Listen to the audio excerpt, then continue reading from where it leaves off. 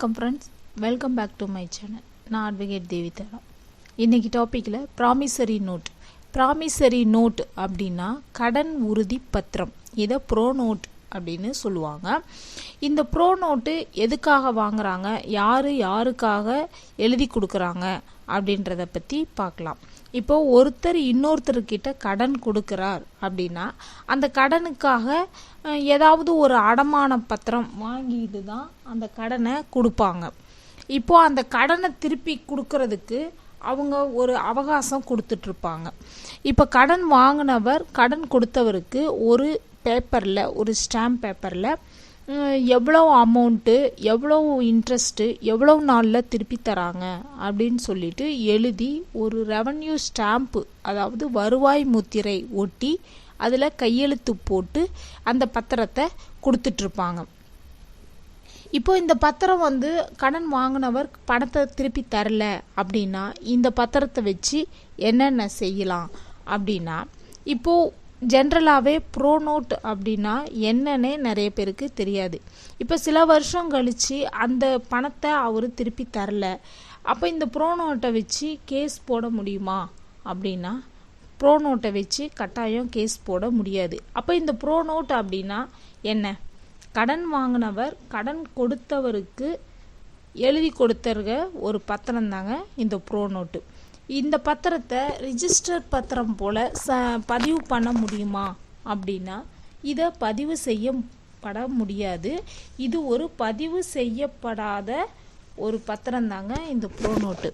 அப்போ இந்த பத்திரம் எதுக்காக எழுதி தராங்க, இதை வச்சு என்ன பண்ண முடியும் அப்படின்னா இது ஒரு ப்ரூஃப்காக தான் அவங்க எழுதி வாங்கிக்கிறாங்க.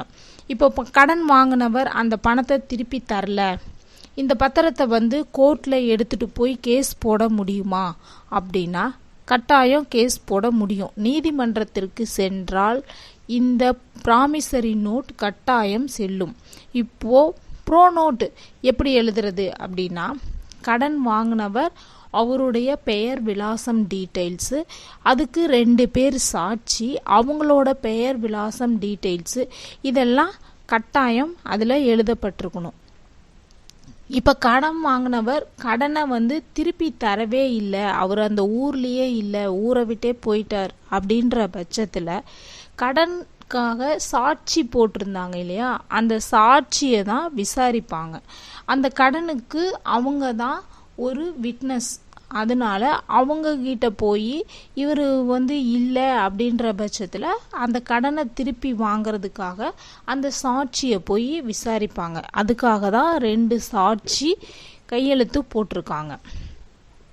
இப்போ இதெல்லாம் செஞ்ச பின்னாடி இந்த பத்திரத்தை வச்சு நீங்கள் என்ன பண்ண முடியும் அப்படின்னா, இந்த பத்திரத்தில் ₹1 ரெவன்யூ ஸ்டாம்ப் ஒட்டி கடன் வாங்கினவர் கையெழுத்து போட்டு அந்த கையெழுத்து மேலே ஒரு கைரேகையும் வச்சு கொடுத்துருப்பார்.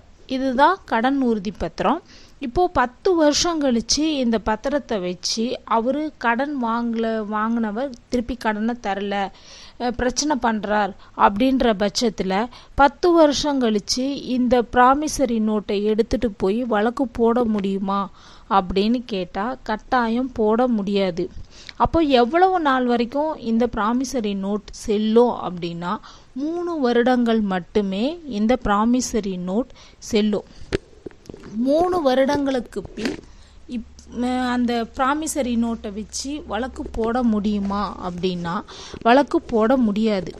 இப்போ கடன் கொடுத்தவர் கடனை பாதி பணத்தை திருப்பி தந்துட்டாரு, மீதி பணத்தை திருப்பி தரல அப்படின்ற பட்சத்தில் இப்போ அவர் எவ்வளவு பணம் திருப்பி தந்திருக்காரோ அந்த அசல் தொகையை விட்டுட்டு மீதி எவ்வளவு பணம் இருக்கோ அந்த பணத்துக்கு அன்றைய தேதியில் புதுசாக ஒரு ப்ராமிசரி நோட்டு, கடன் உறுதி பத்திரம், ரினிவல் ஃபார்ம் மாதிரி புதுசாக போட்டுக்கலாம். அன்றைய பணத்துக்கான ஒரு பாதி பணத்தை வச்சு கடன் உறுதி பத்திரம் ஒன்று புதுசாக போட்டுக்கலாம்.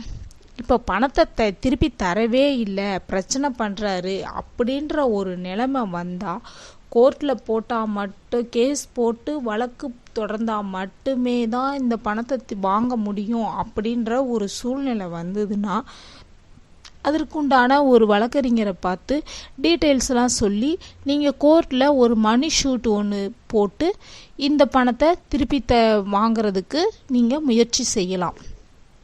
அப்படி நீங்கள் கோர்ட்டில் மணி ஷூட் போட்டு ஒரு வழக்கு தொடர்ந்தீங்க அப்படின்னா எவ்வளவு அமௌண்ட்டுக்காக நீங்கள் இந்த மணி ஷூட் போடுறீங்க அப்படின்னா அந்த தொகையில் 1% நீதிமன்றத்திற்கு கட்டாயமாக கட்ட வேண்டி இருக்கும். அப்போ அந்த வழக்கறிஞர், அதாவது கோர்ட்டில் நீங்கள் பணம் கொடுத்தவர் இந்த பணத்தை எப்படி கொடுத்தார், எவ்வளவு பணம், இவ்வளவு பணம் எப்படி வந்தது அப்படின்றதுக்கான ஒரு காரணம் கண்டிப்பாக கோர்ட்டில் சொல்ல வேண்டி இருக்கும். அதாவது ப்ராப்பர்ட்டியை சேல்ஸ் பண்ணது, வேலை செஞ்ச தொகை, ரிட்டையர்மெண்ட் அமௌண்ட்டு, இந்த மாதிரி ஏதாவது ஒரு ரீசன் கட்டாயம் சொல்ல வேண்டியது இருக்கும். அது கோர்ட்டில் கடன் கொடுத்தவர் மேலே விசாரணை செய்வாங்க. அந்த மாதிரி விசாரணை செஞ்சு நீங்கள் ஒரு மணி ஷூட் போட்டு கோர்ட்டில் அந்த கேஸ் நடத்தி நீங்கள் அதுக்கான ஒரு தீர்வு கண்டிப்பாக வாங்கிக்கலாம். இப்போ கடன் உறுதி பத்திரத்தில் இவ்வளவு பணம் தான் எழுத முடியுமா அப்படின்னா 5 லட்சம், 10 லட்சம், 15 லட்சம் அந்த மாதிரி ஒரு லிமிட்டட் கிடையாதுங்க. எவ்வளவு பணம் வேண்டுமானாலும் நீங்கள் கடன் உறுதி பத்திரத்தில் எழுதி கடன் கொடுக்கலாம்.